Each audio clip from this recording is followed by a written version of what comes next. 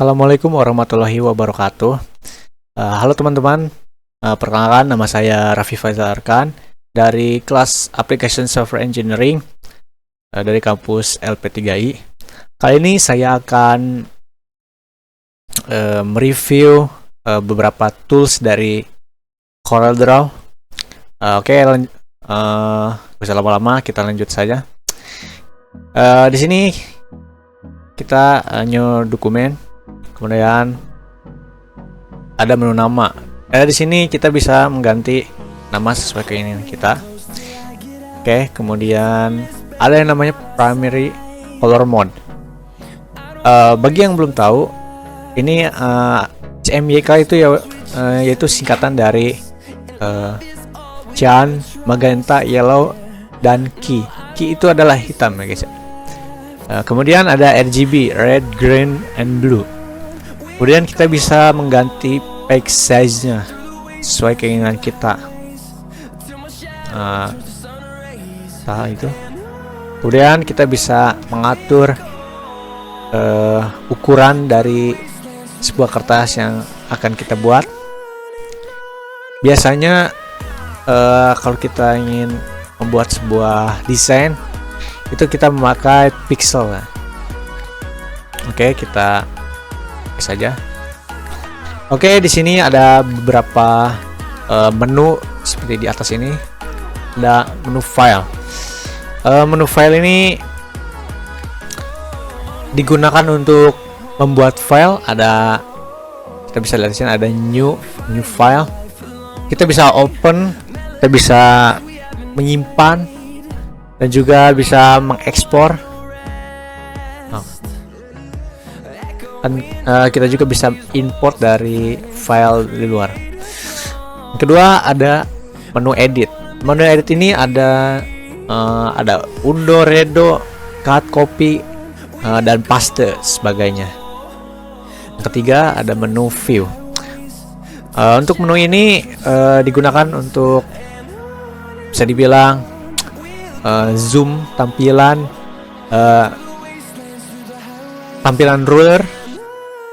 Kemudian ada grid and ada guidelines. Yang ketiga ada menu layout. Untuk menu layout sendiri itu adalah pengaturan halaman. Yang keempat kemudian ada objek. Di sini digunakan untuk mengatur objek yang ada di dalam sini. Nanti kalau kita bikin sebuah objek. Kemudian ada menu efek, yaitu semacam menu efek visual. Contohnya sini ada contour, color transform, dan sebagainya. Dilanjut ada namanya bitmaps. Itu digunakan untuk edit gambar atau foto yang akan kita masukkan ke dalam sebuah CorelDRAW. Kemudian ada teks, digunakan sebagai pengaturan teks dan font. Kemudian ada table.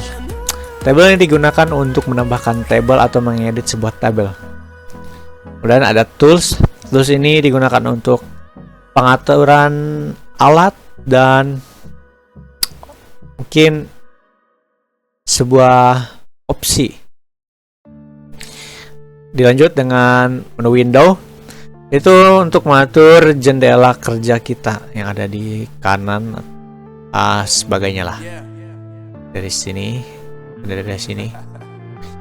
Untuk help sendiri ini digunakan untuk bantuan informasi CorelDRAW. Dilanjut. Di sini ada yang namanya new, yaitu untuk membuat file baru. Contoh seperti ini. Seperti kita pas di awal. Kemudian ada open, yaitu open file dari file yang kita punya. Kemudian ada menu save, menu open atau load dari CorelDRAW, Corel Cloud. Jadi kita menyimpan secara cloud. Kemudian ada save atau update Corel Cloud. Kemudian ada print, cut, copy, and paste tentunya. Kemudian ada undo, redo, dan import, export, dan kita bisa mengubah desain kita ke PDF. Ini untuk mengatur zoom. Nah ya, kita bisa sebenarnya kita bisa scroll, tapi di sini juga ada. Nah, kita bisa ya lebih bermudah lah. Kemudian di sini ada full screen preview. Nah, jadi di kanan kiri atasnya jadi kosong. Kemudian ada ruler yang ada di sini nih. Kalau kita matikan ya, jadi nggak ada rulernya guys ya. Mending kita nyalain saja. Kemudian ada nama show grid. Nah, jadi kotak-kotak gini. Ya, ini tidak dipakai lah. Kemudian dilanjut dengan ada ini A4. Seperti yang kalian tahu, di sini kita bisa mengatur kertas yang kita inginkan. Nah, banyak lah. Kemudian di sini kita bisa mengatur size dari desain kita. Kemudian di sini ada mode portrait dan juga ada menu landscape. Tinggal sesuaikan saja. Kemudian di sini alt page, ada current page. Terus kemudian kita bisa mengganti ukuran perhitungannya. Misal dari inci, ada milimeter, ada sentimeter juga. Oke, dilanjut dengan ada menu ini. Menu shape tool ini sebenarnya digunakan untuk ini. Contohnya kita masukkan teks dulu. Contohnya oke. Kemudian kita memakai shape tool. Kita bisa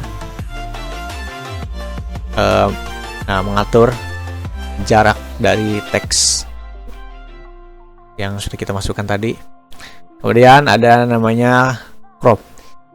Crop di sini itu untuk yang seperti kita tahu, untuk mengcrop sebagian dari desain kita. Contohnya seperti ini. Kita bisa lihat.